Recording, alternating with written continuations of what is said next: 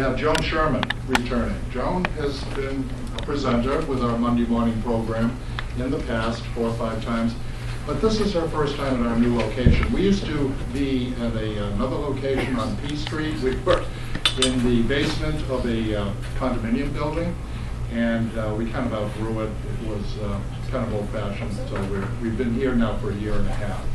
But you know, again, as an all-volunteer operation, people would come into that location and work together, you know, to develop their resumes and practice interviewing skills, etc. But in today's world, people are not getting together as often, so we're now in a different location. However, Joan is here today to talk about networking. Let me tell you a little bit about Joan.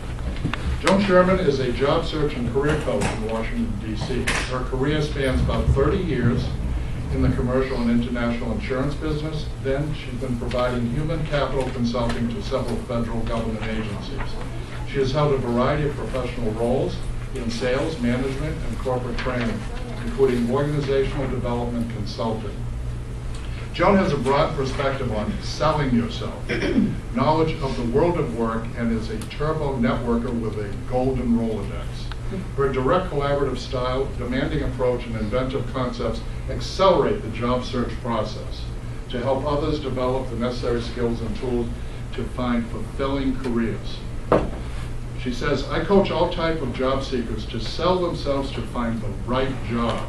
I also work with recent college graduates to identify relevant occupations, to launch satisfying careers, and get off their parents' payroll. As a community service, I facilitate workshops for a variety of nonprofit organizations, including DC public libraries. 70% of all jobs are found through networking. Her goal is to impart her knowledge, experience, and job finding process to help clients develop networking skills and an array of creative tools to secure fulfilling careers. So join me in welcoming Joan Sherman. Okay, good morning, everybody. Good morning.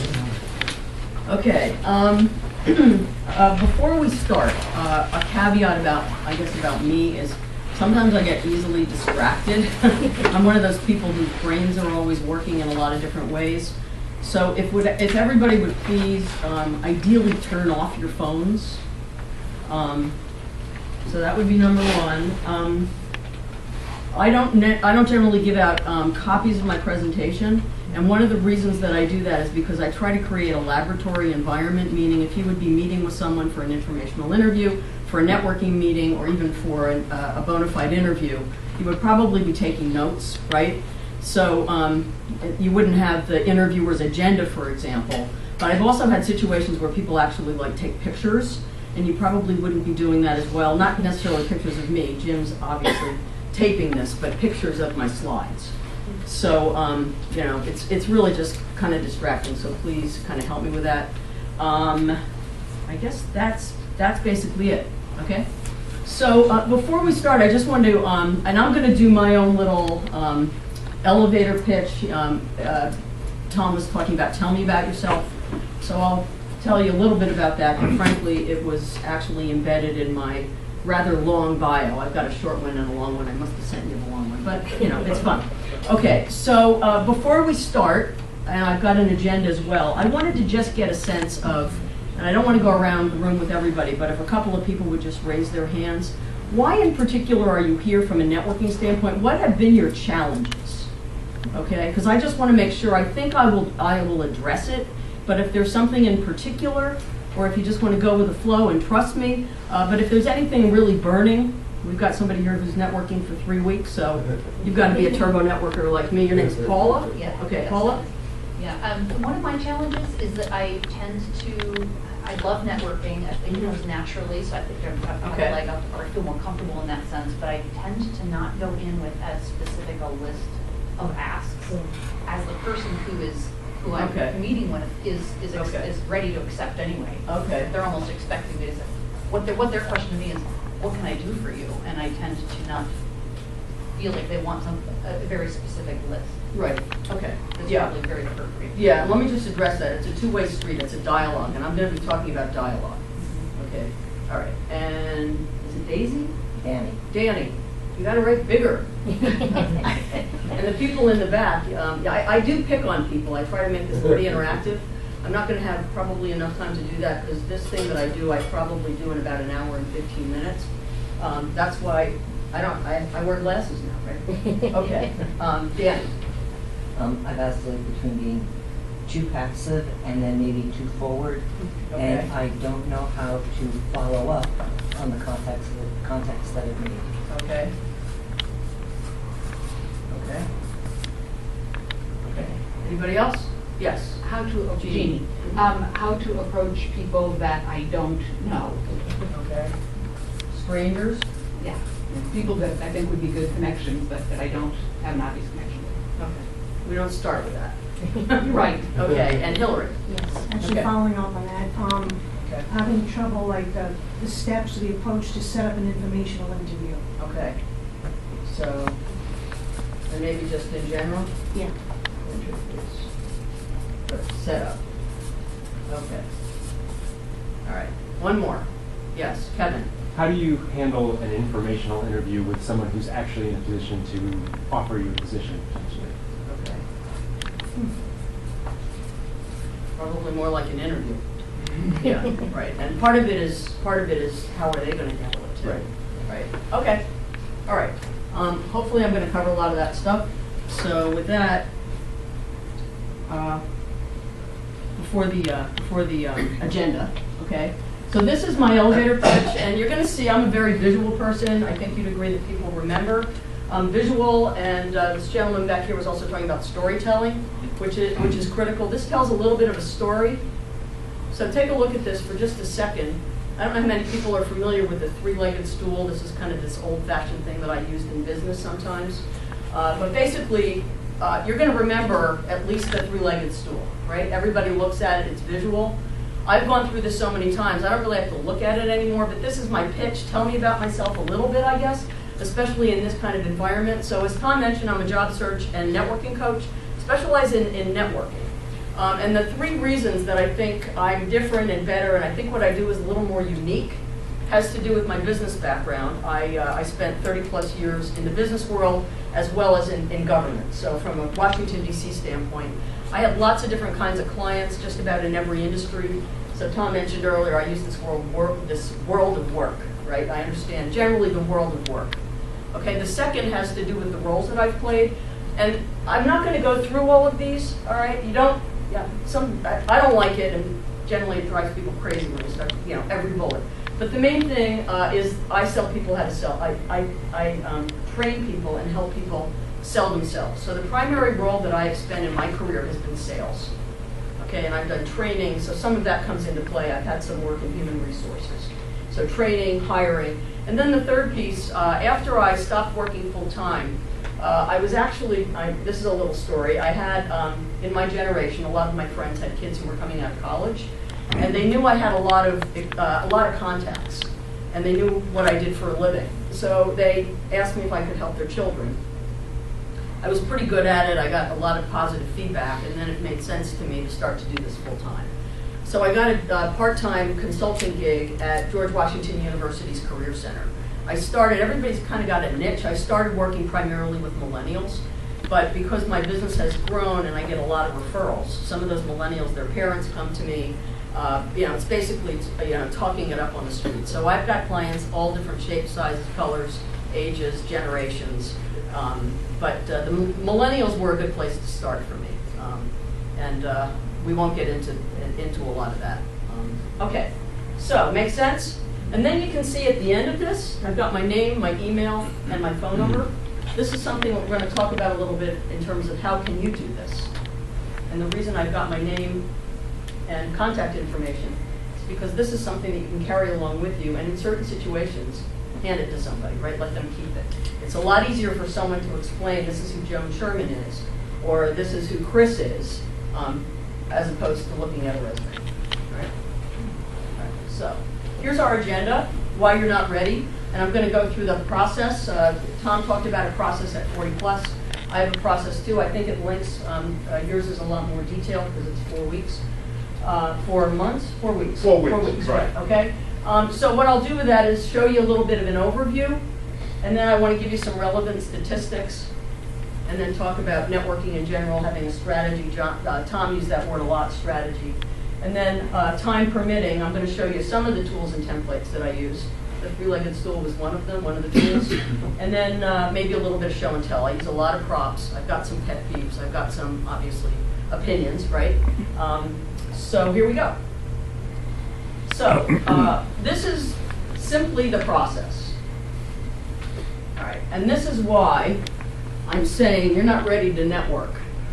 Okay, to network effectively until you're prepared with these 4 steps. Make sense? Yeah. Now, frequently I work with young folks and some people who are, I'm 40, I'm 45, I hate what I'm doing, I'm not exactly sure what I want to do. So sometimes an assessment, and I don't know if 40 plus does some assessments. There are a lot of good assessments online. Assessment is, it's not a test, but it's trying to get a sense of who you are, what your interests are, what your skills are, and hopefully matching it up with what I call the right job, not the perfect job. One that I use, and you can write this down, is called the Strong Interest Inventory. And if anybody wants to stay, I've got a toolkit here with a lot of my stuff in it, and we'll talk about toolkit, and I can show you visually what some of this is, but it's a very statistically valid tool. People that are in the field, I'm sure Tom's very familiar with it. Right. Frequently, you don't need a self-assessment. I think a lot of people in this room know what you want to do, but at the same time, you want to use the skills that you've already had and capitalize on what you've been good at. And frequently what I do with clients is I get them to marry. This is what your technical field is, you like it, maybe you want to play a different role, maybe you feel passionate about something, you've been in the business world, now you want to move into the nonprofit world. So we think that through. An assessment's not necessarily going to do all of that. A lot of it is coaching, conversation, and pulling it out of people. Asking a lot of questions, listening for keywords. All right, the resume, I may conflict a little bit with 40 plus. I believe very strongly in a one-page resume. And when I stopped doing this, and I've had probably 7 jobs in my career, a couple of years ago I went back and looked at my resume, and it was 2 pages. So my feeling is if I could turn it into 1 page, so can you. I would think that employers generally aren't that concerned about what you did in the 1990s, right, or the 1980s, or maybe from 2000 to 2005. I'm not going to spend a lot of time on resumes, but I'm just going to throw that out to you. Pitch. We all know what a pitch is. The pitch, the elevator pitch, while mine was more lengthy, and I like what you did in terms of giving a couple of words, but the pitch should be under a minute, ideally under a minute. Elevator pitch, everybody I think knows what an elevator pitch is. And then practice, I use this expression, fail to plan, plan to fail. Some of the questions that, or challenges that you've got up here, I'm going to say you're probably not planning enough, okay? You're not rehearsing enough, you're not planning enough. Research, there's absolutely no excuse not to do research anymore because the internet is just so robust. But you also have to be careful about doing too much or getting lost in outer space, right? Where you click on something, you click on something else, and you're researching companies, and 2 hours go by and your neck hurts, right? So, but research, LinkedIn is an incredible tool. If you're identifying certain organizations, you better know who your interviewers are. And I have a lot of folks that say, well, I'm interviewing with 3 people, and I say, well, who? I don't know. All right, well, a lot of it is don't expect them to tell you everything. People appreciate it when you ask them questions. And this all has to do with what is it like to work with you? What's it like to work with Ron? What's it like to work with Glenn? Okay? And then the networking begins. Okay, and I'm going to try to focus mostly on that, work options, and then again, the right job. And then up here is maybe part-time retirement, full-time retirement, right? Okay. So, where to put my clicker? Here we go. And these are just some work options. I find a lot of people are, their goal is full-time job. And that's difficult in today's world. It's not to say that it's not going to happen, right?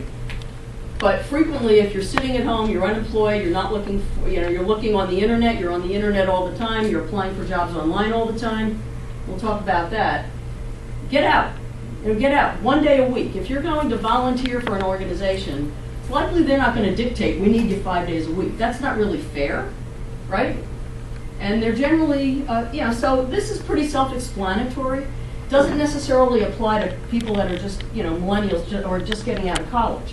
Internships, there's, contractors, some of you have done these things. So I would venture to say, get out behind the computer. You're going to learn a lot more volunteering. If there's an opportunity that presents itself and you're interested in that organization, they know you, you're less risk, you know what's happening. Okay, so you'll see on every page of my website, 70% of all jobs are found through networking. And this, if you read articles again and again, I don't think you're ever going to see it below 70. Some say 80. Now, LinkedIn, okay, it's a online tool. It's a networking tool, okay? It's a preparation tool, for the most part, okay? Maybe not 100%. Articles that have been written about it. That's the Bureau of Labor Statistics. So that's, pretty credible. I want to talk a little bit about the 5 top skills and qualities that employers are looking for, and I have information on that from a couple of different sources. And then I think it's important to also talk about communication elements. I'm going to tell you about a very old study. I generally like to have up-to-date slides, but I think it's particularly critical, and because Tom and I were both psychology majors, I'm going to throw it in. All right? So here we go. The other thing has to do with soft skills and trainable skills. So take a look at this one for a minute. U2 is one of the fastest growing companies. And it has been one of the fastest growing companies in DC. So I think you want to look, when you're hiring somebody, you want to look for somebody who's enthusiastic, who's got some spirit. Some of the folks in the room, when you were introducing yourself, it was hard to hear you. I didn't see a lot of enthusiasm. I won't point any fingers. But spirit is something that people really look for, right? It's got to be authentic. It's got to be natural.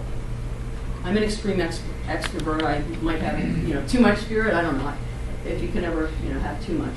And then I think this is important from the Carnegie Institute.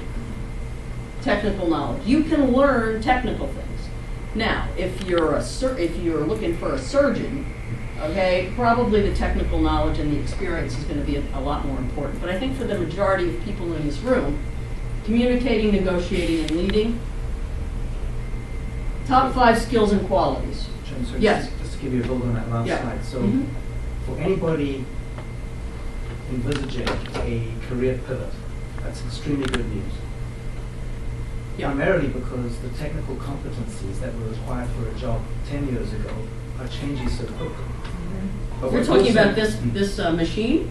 Whichever The you like. machine, Whatever right. you like, nursing skills, technology Yes. skills, Yes. whatever you like. But Yes. it's changing so fast Yes. now Yeah. that often your knowledge, your expertise, your technical knowledge becomes redundant. Yes. Which Okay. means that the good news is that if you're saying that 85% of your success is based on those soft skills or how you do things, They are. Yeah, I mean, I use this again and again and again. People are looking at what is it going to like to work with you, right? We're talking about first impressions. First impressions are formed in about a minute. So you want to form a good first impression. Hopefully I did, right? You can tell me later. I hope I get a good mark. I hope I get a good mark on those yellow pieces of paper. Okay, so top 5 skills. I've got 2 different surveys. NACE didn't release this in 2017. Their study was a little different, but I have some statistics. So let's just take a guess for a moment or two. We don't have a lot of time. I don't have a lot of time to torture you on this, but let's talk about the top 5 skills and qualities, and these are actually in order, 1, 2, 3, 4, 5. NACE is the National Association of Colleges and Employers. They do a survey every year of hundreds of employers, and they say, what are you looking for when you hire somebody? I don't think it's that different with young people as it is for people who are a little more mature, like over 40 people like us, right? But take a guess, and you don't need to have one. I mean, just see if you can tell me 1 to 5. We'll take 2, and then I'm going to show you what they are. Okay. Communication skills? Communication skills. Yay! I think that's number 2. leadership. Yes. Danny? Computer literacy. Computer literacy. Computer literacy. Yes. That's kind of low on the list. Critical thinking. It's there. There's a list of 20. These are the top 5. I should tell you that. One more? Critical thinking. Critical thinking. I think you win. Oh, by the way. Where are they? Oh, I give out stickers. I get a right answer. So pass these around. Just take one and give them back to me at the end. Okay? Prizes. Adults love stickers. All right, so here we go. Teamwork. Again, what's it like to work with you? Right? The number one reason I think people leave their jobs is because they can't get along with people, and in particular, they don't get along with the boss, right? Or the boss doesn't get along with them. So teamwork is critical. It's a good soft skill. And there's a way to illustrate that. How do you illustrate that when you're talking to someone at an informational interview, networking meeting, or interview? How do you illustrate teamwork? Storytelling, of course, number one. But maybe you don't have, but you can tell a story in a minute or in a sentence or two. Yes. Talk about projects where you collaborated as a team. Correct, right. Sometimes you can even talk about personal stuff. I was a camp counselor, right? I was president of my sorority. You know, I was on teams, you know, throughout my life. You don't need to get a laundry list, but what I'm saying is you don't always need to think about it in the capacity of what I did at work. Sometimes people are interested in you personally too, right? Second, decision making and problem solving. So Glenn, critical thinking. I think communication is third. Planning, organizing, and prioritizing. Not procrastinating. All right, but being extremely organized, planning. This is what this toolkit is about, and I'm going to show it to you. How many people in the room have a job search toolkit? Okay, good. I want to see it. Okay, we can compare notes. All right, but organization is critical. Obtaining and processing information. I think technical, I don't know if I have it on here. No, I don't. But technical was, I don't know, like 13 or something. Again, the technical proficiency is important, but as I mentioned before, technical is something that you can learn. These are kind of ingrained, right? Where do you get some of this stuff? Where do you get some of this stuff? Yeah, experience in school. Frequently people get it from their parents. Right? The way you've been raised. My mother was compulsive, and I didn't reject it. I'm just a little less compulsive. Okay? All right, top qualities. This was from Forbes, an article that I read. So the reason, okay, so Forbes had 10. 10. So what I did is I grouped them together, but the things that you're going to see in bold overlap. Overlap from the last one. Again, teamwork. These are not necessarily in order. But taking responsibility was another one. Problem solving, being goal oriented. Understanding your own path and knowing your strengths. Can you tell a story? If you look at the 5 or 6 jobs on your resume, is there some connection? Can you tell a quick story as, you know, why I did that, why I did something next? Sometimes you can't. I'm not saying you always can. Don't freak out if you can't. But it's helpful. Being proactive and ambitious. This is a real pet peeve of mine, intellectual curiosity. And that's again where we talk about the dialogue, right? Having thoughtful questions.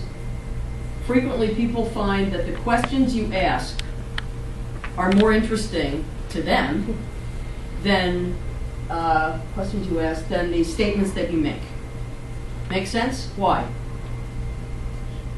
Shows what you're interested in, what Right. you're thinking about. Right. People like to talk about themselves, right? So they do. So I actually do this little drawing. What is this? 2 ears and a mouth. Right, 2 ears and 1 mouth for a reason. It's hard to practice, but you should be listening twice as much as you're talking. Right, you'll learn more. Learn new things. Okay? Okay, so this is the top 5 attributes and evidence. This is from NACE also. What are employers looking for in your one-page resume? Okay, what's the average amount of time an employer spends looking at a resume? 2 minutes? I'm sorry? 30 seconds. Yeah, they got a pile of them, right? Exactly. I think it's 15 to 30 seconds. Yeah. Every night I took a file off in my job, yeah. Right, maybe 3 a or 4 minute. seconds, yeah. Right, Very yeah. quickly. So they're looking for keywords. They're looking for, I'll talk about resumes in just a moment. Okay, I'm gonna run through this. All right, and this is not just someone who's going into the work, into the work world. Some of us You know, I had a boss that said to me, you know, Joan, you can't be the boss all the time. Because I was a team leader, and you know, I got it kind of late in life. I was on teams, and believe me, I've learned a lot by not being the boss, by not being the leader. Sometimes you don't have the right skills to do that. But you can show some kind of leadership skills. It's maybe just taking initiative, right? So that runs the gamut. It doesn't necessarily mean being a boss. Here we go again. I've proved my point, I think. Teamwork. All right, communication. What do you think's more important, the verbal or the written? Verbal, right. Problem solving, here we have it again, overlapping. And then, obviously, if that was verbal, the written comes number 5. Your resume is the first example of how you write. What's another good example of how you write? Cover letter. Cover letter. It's got to be super duper short. The cover letter, in my opinion, is basically to get the person to read the resume. All right, not to tell them everything on your resume. And I've heard lots of people speakers say that's all the cover letter's supposed to do. Right? I just want to make sure the person could write a report or a short email or whatever. Is it concise? Okay. This one is the communication elements that I talked to you about a little bit earlier. Albert Moravian was a professor at UCLA in the 1970s. I think a lot of us were around then. I was. He did a study on face-to-face communication, and he divided it into 3 areas. The words. Pretty self-explanatory. I find a lot of young people today, and my parents were both school teachers. Me and Jesse went, right? I listen for that stuff. Grammar, proper grammar, it bothers me. Some people it doesn't, but my parents picked on me and even made a fool of me when I was at a restaurant. You know, I'd say, can I have? And my father would go, may I have? That was a little extreme. Okay, the paraverbal. And hopefully I'm demonstrating some of this. But we talked about, you know, tone, enthusiasm, spirit, and then the nonverbal. So, take a guess. These add up to 100. What percentage? What are people paying the most attention to? The words? Nonverbal. I'm sorry? Nonverbal. Absolutely. And the least? Word. Okay. Now again, this is a, see here where I go with my distraction. You're probably outside. You're going to have to open the window. Okay. So basically this is a first impression. So if you see someone, you meet someone, you see them across the room, if you don't ever talk to them, this is where you're gonna look again. Okay, so the numbers are, I'm gonna round them off. 10%. 35%. 55%. This is really important. Again, some of this has to come naturally and authentically. All right. So, fail to plan, plan to fail. Networking strategy. And I'm not going to deal, I think I've made my point on the research. But you've got to have a plan. And I'm going to show you another tool that I've developed from my first job. It's an action plan. Everybody know what a SMART goal is in human resources world?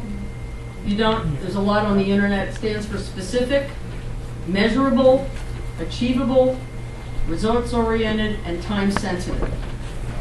Ideally, if you're working in a good organization and they've got a good performance management system, this is how they're going to evaluate your performance.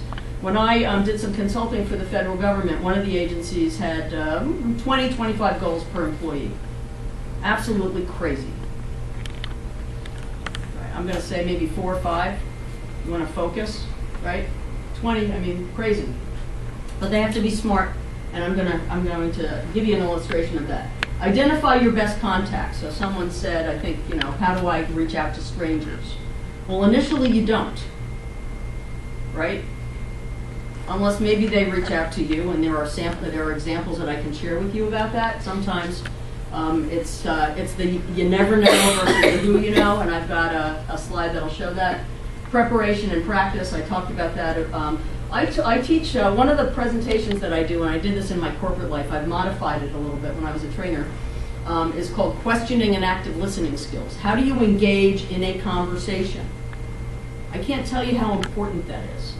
I wish I could do more of it interactively right now, but we don't have time. Tracking, how are you going to track it? How are you using a calendar?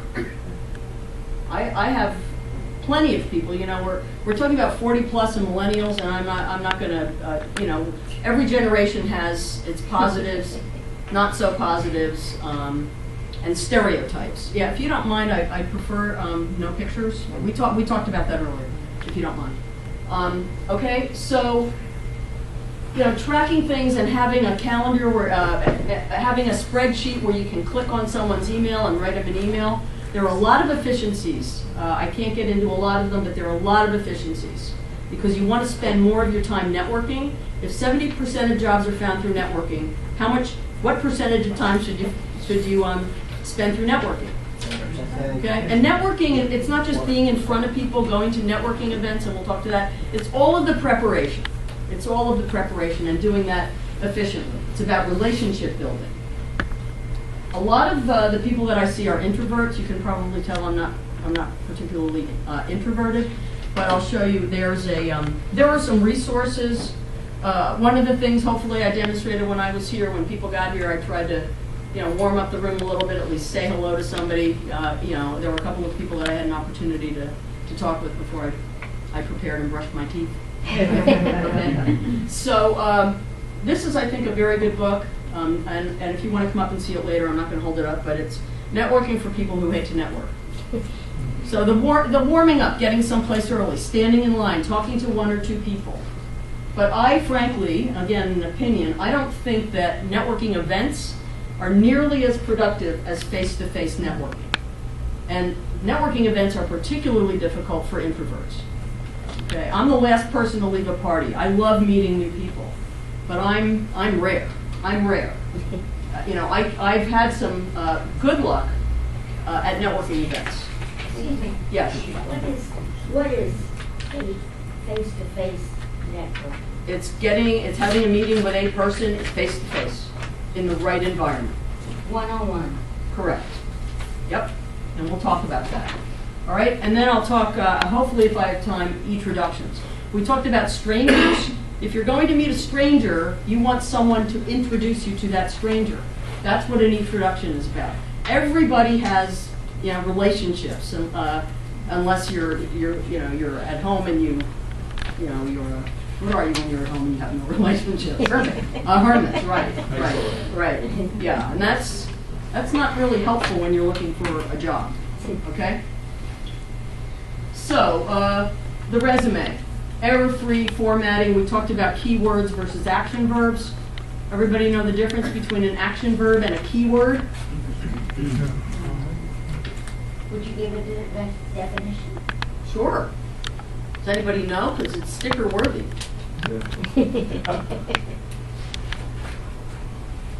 Oh, come on. How many people have a resume? Yes. Yes. Kevin? Yeah. So an action verb is a verb that it's not a form of the verb to be. It shows something you're doing. Right. But a keyword is something that speaks specifically to the position you're looking at. Perfect. Give that man a sticker.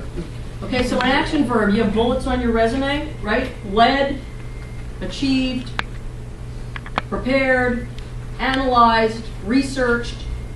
Increase. Strong action verb. Increase because you want to have some numerical, you want to show, again, you want to measure success. So when I worked at GW, I brought a lot of resources with me, and they have a resume guide, but one of the great things on this resume guide, it's the last page, strong action verbs. And the cool thing about this, and a client laminated this for me, isn't that nice? Yeah, the cool thing about this is it breaks things down into different categories. Were you a teacher, you know, a guidance counselor, a human resources person, technical? It breaks it down into about probably 10. Research, creative skills, helping skills, and it's got some strong action verbs. This is a thesaurus. But the words, again, have to be words that you would say. I don't like to use the same action verb again and again. I don't actually like to use the same one twice in a resume, especially if it's one page. Keywords are the words that show you speak your language. I was in the insurance business. What would some of those words be? What are some words in the insurance business? Risk assessment? Risk assessment, claims. Now, obviously, if I did, if I had those types of things. Any other, does anybody want to give me an example of a keyword in your industry? And these are the things I look for when I coach people, because I've never seen an A+ resume. Research. Research, okay, yep. Precision. Precision, okay. Is that a word that you would use? If you're a journalist, you better be precise. Okay, all right. But precision, okay. Yeah, I think precision is a good word. I like that one. Yes. Agile? Agile? Yeah. That's kind of explaining the kind of the skill, the quality, agility. Okay. That's a border. That's borderline. Collaborative, that would be an action verb. Collaborated, right? That's more of an action verb. What speaks your language in your industry? What about a teacher? Curriculum. Paula. Content strategy. Content strategy. All right. So you get the gist of it. I would venture to guess that you don't have enough keywords in your resume. Sometimes it's helpful to have a conversation with someone. Google the position, right? Google the industry. But again, it's got to be true. It's got to be words that you're using. All right. Pitch. We talked about this. It's your brand. Having a tracking system. How many people are actually networking meetings, interviews, researching companies? Are you keeping a spreadsheet? How many people are not keeping a spreadsheet? Be honest. Okay. Excel spreadsheets are not my friend, but I do use them. Right. They're just a little more difficult for me. Yes, in the back. Yeah. Can you give just a few quick guidelines on so I've been in the workplace 35 years. How do you reduce that to one page? Like, what's the guideline for getting you to? It's really different for everybody, but one of the things I suggested earlier was if you had, jobs maybe 15 years ago, just tell me what the job was. You don't have to list what you did. It's pretty self-explanatory, especially if you've been doing it for something similar for the last 10 years. Employers are generally looking for, it's going to show how you have advanced and what you did. But I think it's generally acceptable that you've advanced and you're doing more important things that are maybe going to be more critical to the job. And I'm happy to show you some sample resumes. Okay, I could do a whole hour on resumes, and you could go online and look at hundreds of different kinds of resumes. I'm opinionated about it. All right, you may learn something a little different from 40+, but they're not going to throw me out of here. All right, and then I'll show you a networking map. How do you identify the people with whom you're going to start networking? People you know. All right, someone like me who has a golden Rolodex. Although I don't know you, right? It would make sense. I would maybe be a stranger. Don't come and start networking with me. Yeah. Okay. All right. So this is the action plan I mentioned before. The goal, very simple, to secure a full or part-time position as a what by when. All right. So you've got to have a general idea of what you want to be when you grow up, and it's got to be really clear. Project manager is a little, not a good one, I don't think, right? By month, year, if you wanted to find a new job by next week, not smart, right? The time is not right, it's not realistic. Okay, so the idea is this is a 3-part, it could be your strategic plan, your roadmap. And all of the words in red are tools, for the most part, that I've developed, I haven't developed a resume, or their ideas. These are the things that this is the roadmap with the folks that I work with. And this ties directly into that first arrow. These are things that happen along the way, and this is in order, right? The resume is the foundation, it's who you are. The standards are areas that you want to achieve as a result of the action steps. For example, I can't tell you how many people, they get a job offer, and then I have to sit, these are clients that aren't using the action plan or haven't in the past, or they don't follow the action plan. What's your job criteria? How are you going to make decisions? Right now, when you get a job offer, sometimes they want an answer fairly quickly. What are the red flags? Are you going to pay attention to the person who's really going to be hiring you? And if there are any red flags, I had one. I had a bad experience. I never should have taken a job with this guy. I mean, I worked with him 2 years, but it was absolutely toxic. And I knew before the interview, including when I met with him, he was not the kind of guy I wanted to work with. Right? You want to check out things like turnover. Ideally, maybe you want to talk to some people who are working in the organization. These are all good questions, right? Just like who is going to be my interviewer. This is all part of your research. The functional system has to do with the toolkit. All right? That goes on and on. There are probably 13 different steps. I went backwards. Okay. Effective elevator pitch. This is pretty self-explanatory again. Kind of touches on some of the things that I mentioned earlier. That three-legged stool. It's embedded in your resume. The answers are in your resume. What are the 3 things that make me different and better? What do you want to know about me? What qualifies me for the job? Here we go. All right, so I'm going to show you 2 examples, and then hopefully everybody's got a piece of paper because you came here and you're taking notes, right? So this is an example. This is my client, Charles. Take a look at it for a moment. Pretty impressive, huh? He's fed up with teaching. And he didn't like all of the administrative and the hierarchy, and frankly, he was having a little difficulty with the boss thing. Pattern. It's not perfect. But look what he's done. So he's been a teacher for 20 plus years. And these are, so every three-legged stool, every box is going to be different based on who you are. All right? For example, Charles has been teaching 20 plus years. You saw mine. It doesn't say where I went to college, what my degree was, what my GPA was. All right? But if you're a surgeon, I'd kind of like to know where you went to school. Or if you're getting out of school, you want to know, what was your degree? So here we go. Email, phone number. Probably would say Charles' last name on top and take away the three-legged stool thing, right? Okay, this is Ann, senior systems analyst. It's a little more important to know where she went to school and where she had internships. Why? Now, Ann's looking for jobs. She wanted a more senior position. She was at the same organization for a long time. She wanted to make more money. So she started looking, and she wasn't, thrilled with what she was doing, maybe a little bored. So why is Ann including these internships? Because she's probably in her early 40s. Yes. Well, it shows all of her competencies and her exposure in a lot of different areas. Right. You're talking about the 3 boxes.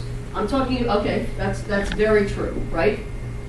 What she majored in, so that's, her training, what she's done in some jobs, both of these situations, where her experience is. But what are the things that would stand out to an employer in all 3 of these boxes? Yes? Well, I'm just going to go back to your internship question. I think Amazon, that's a big, high-profile company. Bingo. Okay, give that man a sticker. Right? You want to name drop a little bit if you can. Where was I name dropping on mine? Especially for people in Washington, D.C. George Washington University. Right. Okay. What are you seeing in this box? What would an employer be looking for in that box? This is all true. This is Ann. What's important here? I would say science and data. Okay, that's true, but business development, right? This woman can bring in money. What organization isn't looking for that? Nonprofit? Well, and process improvement also, because that lowers your costs. Absolutely. Right. That woman deserves a sticker also. Okay? And then these are just all the different types of industry she's worked in, right? Very versatile. We can put her on a lot of different teams. Here you go. This is yours. All right, we don't have a lot of time. So I would say draw it. Go back to your resume. It's embedded in your resume. Some of the keywords are going to give you some hints. Think about whether or not your education should be part of it because you've got limited space. People remember 3 things at most. Frequently, you're not even going to have an opportunity to say those 3 things. So think about what are the top 2. Again, you don't need to read the whole slide, right? What are the 2 critical things? Sometimes people only remember 2 things, but I think you need more than 1. All right, so give that some thought. I generally, in my workshop, have people actually do it and share. Networking and informational interviews. Here we are. So identifying your best contacts. Everybody know what a golden Rolodex is? It's kind of an old-fashioned term. Golden Rolodex. A golden Rolodex is someone who's got a lot of contacts. I was in sales most of my life. I got a lot of referrals. It's about relationship management. Know a lot of people. I know my neighbors, right? I am in touch with people that I've worked with in previous jobs. I've been in DC 25 years, and a couple of weeks ago had dinner with a buddy of mine that I worked with 20 plus years ago. All right, previous clients, staying in touch, family members. I'm going to show you a networking map. LinkedIn, again, there are workshops on LinkedIn, but if you're not using it, you want to reach out to people on LinkedIn who you know. I have some opinions about that as well. I think probably 40 plus agrees with me. You're not just going to accept LinkedIn invitations if you don't know the person.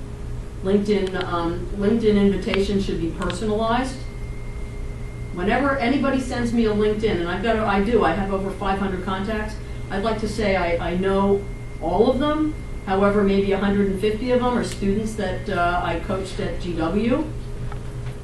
All right, so maybe they're going to remember me a little bit more than my remembering them. Maybe they're not. All right, but I've accepted only from people who know me and I know, right? Who do you know? You never know. We'll talk about that. I'm going to skip down, let me see, a couple of things. Having some protocols with a follow-up strategy. I'll talk about that as well. The idea of asking for help, but not only asking for help, getting advice. That's one of the things you want to ask for. It's what's the ask? I want to get advice. What's your objective? But I think you always want to think, what can I give back? It's hard to take. People want to help you. They do. A lot of people, I do a role play all the time. Gordon, can you help me with something? There goes the head. Of course. People want to help you. Sometimes they don't help you. Right? You have to follow up with them. Not everybody, people are going to say it, but they are not always going to be available for you. Maybe they don't have time, maybe they forget, maybe they're not comfortable. But for the most part, natural reaction is to ask for help. Right? I've networked with a couple of folks where I've actually sent them a book. Right? I've gone online and sent them a book. I've only done it maybe 3 times, based on the conversation. But you have to be selective about it. Thank you notes, following up, emails. I'm old-fashioned. I send thank you notes. We'll talk about that hopefully if we have time. And then some of the key considerations. The one thing I want to mention here, and I'm pushing the one-to-one networking, in person, right? Because those paraverbal and not, that doesn't come out over the phone, right? Time and location, asking them when convenient times are, but not at Starbucks. No, I don't think that works. Starbucks, people are parked there with their computers. It's loud. You can't get a table. You got to stand up in line. Do you pay for their coffee? It's crazy. That's to me not the right place to do it. Where's the right location to network with someone face to face? I'm sorry? At their office. Yes, that is definitely a stick. You want to do it at their office. It's convenient for them. You never know who else you're going to meet. It's professional. And you can, if you're interested in the organization, you can learn more about it. All right, go to a work environment. All right, next slide. Here's my little networking map. Very proprietary here. I did invent it. So the idea behind this, 6 degrees of separation perhaps, or anybody do archery? Or I'm going to stay away from guns right now, okay, gun control, but it's just kind of the same thing, I guess. The idea is when you start shooting, you're never going to hit the bullseye, right? So the idea is starting out here with people, thinking about who are your contacts. And what I ask my clients to do once we get to the networking strategy stage is to think about people that they know, that they're comfortable reaching out and having a face-to-face networking meeting. Okay? Now it could be someone's uncle, because they don't think about you in a professional way. It's sitting down and having a productive conversation and having an agenda. How many people actually have an agenda for networking meetings? I'm talking about a written agenda. It's not like you're showing it on a slide or putting it in front of them. How many people actually have an agenda? To remind, okay, you have to have an agenda, I think, right? Pilots have an agenda. I'd like to know that they have a little check sheet that says put the wheels down when you're landing the plane, right? It all works. Everything works out better when there's an agenda, always. All right. So the who you know, you never know. This is more who do you know, and I tell my clients start with 5, not 5 in each bubble, 5, because if you're having an effective networking meeting, one of the objectives on my agenda is to walk away with 2 more contacts that can get you closer to the bullseye. And that person is going to make that introduction to that stranger with an introduction. Okay? Make sense? You never know. So we talked about, networking with a stranger. I'll tell you a story. I took my car in for service, and I was working more with millennials at the time. Took my car in for service. I was waiting for about an hour and a half. In the waiting room, a very friendly woman started talking to me. I told her what I did. We talked a little bit. She said, my son's getting out of college in the spring. Can I have your card? You never know. It doesn't mean you're going to be talking to people on the metro, but look for those opportunities to be friendly and to be your own walking advertisement in specific situations. Make sense? So that would be kind of more, professional resource. Anybody want to, what is a professional resource? I don't have car dealership here. Right? Okay. What's a professional resource? This is a really good one. Anyone you know from your past work experience? It could be your, that would be jobs. Oh. Yeah. Recruiter? Recruiter? Right. Yeah, recruiter. Speaker? How many people are using recruiters? Okay. Yeah. It's not that I don't believe in them, but a more effective way to do it is to go after it yourself. It shows a little more initiative, right? I'm doing that. Okay, I hope, yeah, good. Give her a sticker. Okay, professional resources. Doctors. Anybody else want to take a stab? Doctors. Doctors. Okay, sticker. Yes, my dentist, who I grew up with, his father was my dentist, is in DC. And we're always catching up for a few minutes when his hands aren't in my mouth, right? And I told him, I've been doing this since, for 5 or 6 years. I told him what I was doing. I gave him my business card. You should have business cards, even if you're not, if you're not employed. Business cards. That goes kind of with your resume to a degree, right? And I told him what I was doing. A couple weeks later, Sally called me, Dr. Schneiderman, doing a pitch for Dr. Schneiderman, Brad Schneiderman. Gave me your card. I've been looking for a job for 6 months. New client. Okay? You never know. Walking advertisement. Some examples of professional resources and stories. Okay, networking a direct request. What is it? Why do you do it? How do you do it? Generally in today's world, it's an email. But you're asking someone, will they meet with you? Will they help you? 3 components, in my opinion. Make it really short. Start with how you know the person. Let them know what you're doing. What do you need? Advice, ideas, additional introductions. But this can get a little tricky because it's just not asking. But you'll find a way in that meeting. And sometimes not. Sometimes people want to help you, but you have to give them direction in terms of how to help you. And what this is part of your agenda a little bit, but my agenda is a lot more specific. Very brief background. You might want to attach something on that direct request. What would that be?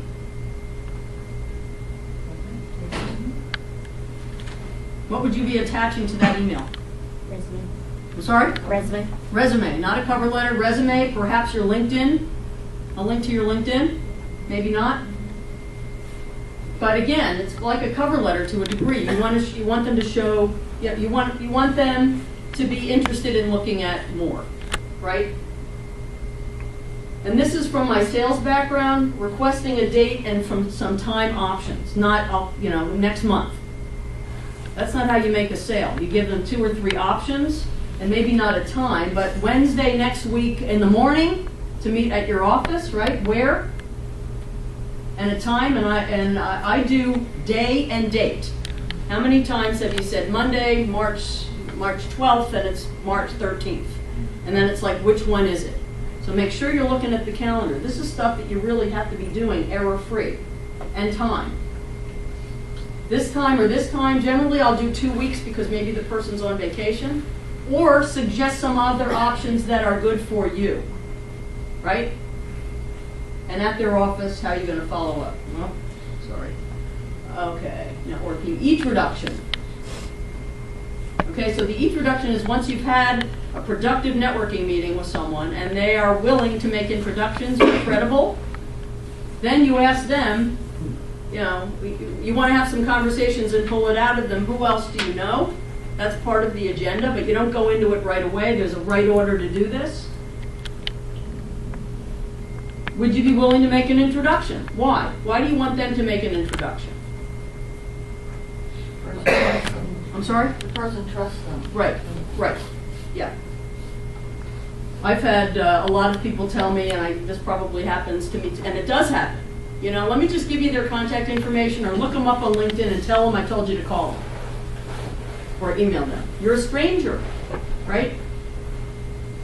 So you're asking that person because you've been, they're providing a credible recommendation. Hi, so-and-so, I want you to, maybe you don't say, do me a favor, right? I'm just, I'm saying you want them to, you're recommending. You got to meet this person.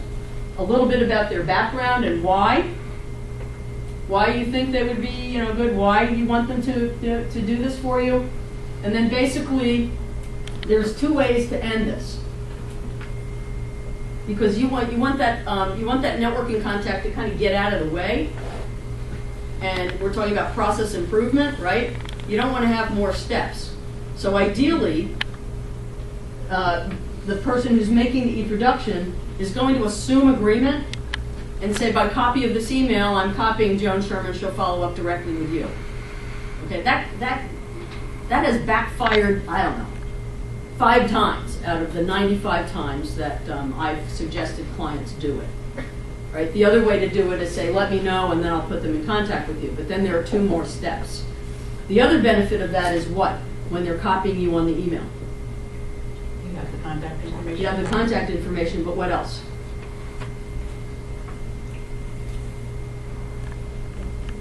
What else? You know what happened. Right? You know what happened. And then you better follow up pretty fast. Not in the next hour necessarily, but I would say within how soon? Maybe 24 hours. If it's on a Friday, I would say wait till Monday. Right? And we talked about, setting some boundaries and trying not to work on weekends, although I know it's a different culture today. Okay, so let me just share with you, I've got about another 10 minutes. I want to share with you some of my pet peeves and recommendations. And I know people are concerned about follow-up, and follow-up is really important. So how do you get comfortable with follow-up? And responsiveness. Now, responsive you wouldn't say on your resume, I'm a responsive person. Anybody can say that. I'm organized, right? I'm a hard worker. Those aren't keywords, anybody can say that. What makes you unique? You want to illustrate that. You want to come in with, all your stuff organized, right? You want to have a bottle of water if you think you're going to be thirsty. I had a guy that came into me and he was all dressed up great, when I was at GW, and his mouth got super dry, and it just threw him off. So I stopped him. I said, what can you do about that? He was like puzzled. I said, take a bottle of water. And don't rely on a bottle of water being there. This is just, little things, pet peeves of mine. 2 or 3 pens. You have one, it runs out of ink. I can't tell you how many people come to see me as a coach. They don't even have pens. Can I have a pen? They don't have a pad of paper. When they leave, they're going to start to do a toolkit. So they have all of this in here in one place, in paper, so they're not going through their computer and looking for files. And so they can leave a piece of paper. I know maybe I'm old-fashioned, but I think it all works. It's accessible. People are spending enough time on their computer. So follow-up. What's your plan? Right, thank you. Right. You write a thank you. But before you leave, you want to have a follow-up plan. Very simple. Ask. Ask. Right? And you can probe in my questioning and active listening skills. When would it be appropriate for me to follow up with you? How are we going to leave things? Okay? Or you can throw it out to them. Would it be okay if I call you next week? Would that be too soon? How about 2 weeks? How would you like me to follow up with you? Email? Today's world, text? Can I phone you? Someone tells you that, now you're not uncomfortable anymore. You've asked, they've given you directions. And again, people appreciate you asking. It's the polite thing to do. It shows that you're thinking ahead. These are all, again, illustrations. Do what you say.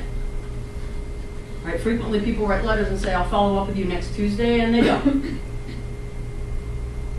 If anybody did that to me, or I have sometimes before I meet with a client or we decide we're going to engage in a coaching relationship, I have them call me for a 20-minute consult. You'll see on my website. That's something if you want to do that, later. But it's more about how are we going to work together. I say you call me, and if they don't call me on time, that's not, they can still be my client, of course, but that illustrates first impression, right? So do what you say. Keep a calendar, keep organized contacts. How many people know that, how many people actually have a voicemail message on their phone? Okay. I would recommend that everybody check, because when you got phones years ago, people automatically recorded their voicemail message. Number one, people aren't even talking on the phone much anymore, right? Texting is kind of the new way, and I've got some feelings about that as well from a professional perspective. It can work sometimes, but I think it's a good idea to have permission, right? It might be a little too close for comfort with some folks, unless you know them really well. So I would go back and check. You want to have a recorded voicemail on your phone. You want someone to be able to hear your voice, what you sound like. Another pet peeve of mine, it drives me crazy. When I call people, my friends, they don't have one, you've reached this number, I very politely say, sometimes I say, am I calling the right number? Is this Brenda's phone? All right, very simple. And on your emails, when you're on your signatures, always have your phone number. Sometimes people want to call you. Or there's something, if you're going to be late for a meeting or you have to reschedule the meeting. Okay, perfect example. I was supposed to speak in January, and I got a call Sunday night at 10 o'clock for Monday morning that they had a flood in here. Well, if they sent me an email because they didn't have my phone number, all right, I have my phone number, it doesn't have to be a long, but always your phone number, always. And I would venture to guess a lot of you don't have that. What that illustrates to me is you don't want to call, I don't want people to call me, email me. Make sense? Okay, again, how are you going to stay in touch? What are you going to do after you come back? Tools, the e-introduction, the direct request they are templates. You should have it written out or ready, so you're not writing it out again and again and again. Just make sure you're sending it to the person, to the right person, the right name. Sometimes when you use a template, either nothing goes in there or the wrong thing goes in there. So again, checking, being organized, being efficient, being careful. Protocols. You should follow up with someone after you've had a networking or an interview or an informational interview. What's the protocol? To thank them. What is it? Do you have a protocol? I say within 24 hours, right? Okay? What about a thank you note? This is what I do. I send an email. I don't send thank you notes all the time, but in a particular situation where you want to, then you send a thank you note 24 hours, 48 hours, after they've gotten an email a couple days later. How many people get mail anymore at the office? Handwritten little thank you note, right? It's like, hi, it's me again, right? Good follow-ups. Imagine having an interview in this, right? Okay. Yeah, did you have a question? You answered it, thank you. Okay, good. All right, more pet peeves.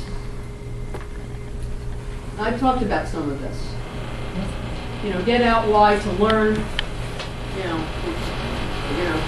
stay motivated, to not get depressed, to make more contacts, holding yourself accountable. I have an accountability partner. Does anybody have an accountability partner? Do you know what that means? You want to tell us about yours very quickly? Yeah, I have a friend who's a consultant, and so we email more or less each day with, what are we going to do today? Okay. What did I do yesterday? What's getting in your way? And we kind of go through that quickly each day and try to keep each other on task. And your friends, you know this person. Yeah. Yeah. Mm-hmm. Okay. Yeah, I've had since I started my business. I have a first cousin who moved to DC, and he had a full-time job. He's a psychotherapist, and he was starting his own practice. He was, weaning himself, starting his own practice, and I was starting mine at the same time. I'm much more of a business go-getter, make money, and my cousin has 2 young kids, and he's married, and he's got to send them to college. He's always been a little more, loosey-goosey, and he went to the Naropa Institute. Anyway, just to give you a sense about not super business oriented. So he and I had breakfast. We were both a little nervous, and we decided, I don't know, 5 years ago, I guess it was, that every Thursday from 3 to 4 o'clock we were going to have a call. 30 minutes we talked about Drew, 30 minutes we talked about Joan, primarily about, how we were going to help each other. And believe me, I have had some clients, Tom and I were talking about it, I actually do get some leads from psychotherapists, right? And there's a whole emotional component to this thing, right? And sometimes there's a fine line. What do I do when somebody breaks down? Because I push them, I'm direct. You can probably tell. Or someone who really thinks they're going to get a high-powered position, but they have learning disabilities, right? How do you, gently, empathetically, we talked about empathy, have those kinds of conversations, And Drew has helped me understand that every client isn't going to get that right job, right? Manage their expectations, and also for me as a coach to be satisfied with the progress they're making. Okay? I think there's more, but I like the storytelling. We could all right, so storytelling. I think that goes here. I think this is my last slide. I'm trying to finish on time. Books. Right. So storytelling. Storytelling sometimes is difficult, especially if you can't really do it very quickly, right? Again, the pitch is a little bit of a story. I think this is a great book. I've had it for a long time, you can tell. It's called 60 Seconds and You're Hired by Robin Ryan, right up here. And the thing I love about this book the most is the majority of it, the 60-second answers to tough, tricky questions.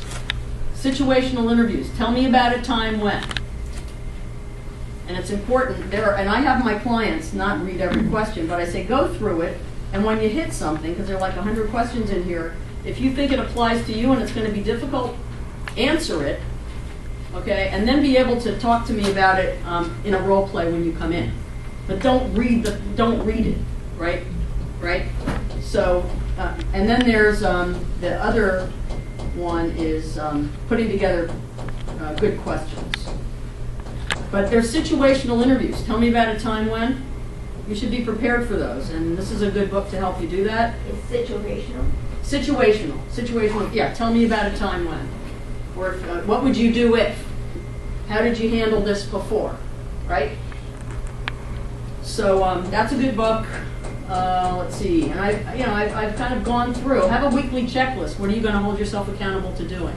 Generally, that comes a little later in the action plan in the job search. But I have my clients assign a very simple 2-page contract, and it's mostly what they're going to do. And one of them is how many hours a week are you going to devote to your job search? Now, I don't have them do a timesheet for me, but it's, tracking yourself, and then what are you going to be doing? SMART goals.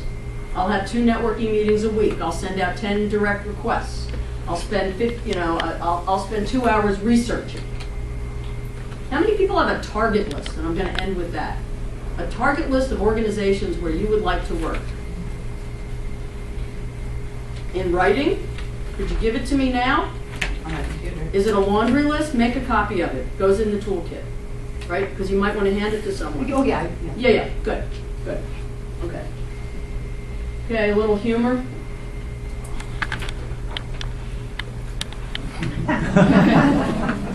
Sound familiar, Tom? Yeah. You've talked about something like that. Okay, and my contact information. The other thing is, on your LinkedIn profile, it should be a fairly current picture. I think it's time for me to get a new picture, right? This is probably like 5 years old, different haircut. Right. I'm still going to have it airbrushed a little, I think. Right. But I do wear glasses now. I still have the same shirt. All right. But it's time. But you can go to Facebook, you can go to LinkedIn, and you can see. You won't even recognize the person because it's the picture is 20 years old. And I recommend a professional picture. I had a client who didn't have a lot of money. He got an incredible picture taken for a passport picture. CVS, $10, $15, great picture. When did he get that picture? Where? CVS. I think CVS. CVS, yeah. Most CVSs take pictures. Right. And I'm sure you can direct them, I don't really want to do this, but, maybe one of these. I don't know. Maybe they'll do that. All right? There you go.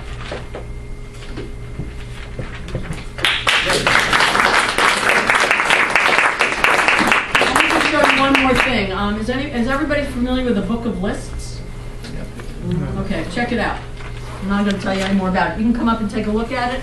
If you want to stay afterwards, I'm happy to show you do a little show and tell of my toolbook, my portfolio, my 3-ring binder. Thank you, Tom. Great, thank you, Joan. And I'd like to present you with our 40+ mug. Oh, wow. Yeah, and another pen for your pen collection. Fantastic. Thank you. Okay, thank you, Joan. That was terrific. Thank you. Okay, before we finish today's session,